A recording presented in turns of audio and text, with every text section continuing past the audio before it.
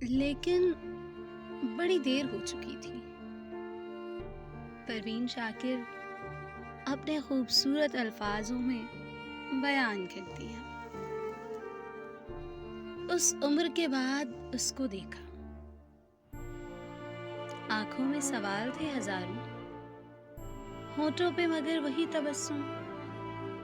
چہرے پہ لکھی ہوئی اداسی، لہجے میں مگر بلا کا ٹھہراؤ، آواز میں گونجتی جدائی، باہیں تھی مگر وصال ساما، سمٹی ہوئی اس کے بازوؤں میں، تا دیر میں سوچتی رہی تھی،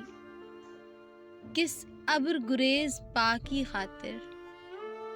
میں کیسے شجر سے کٹ گئی تھی، کس چھاؤں کو ترک کر دیا تھا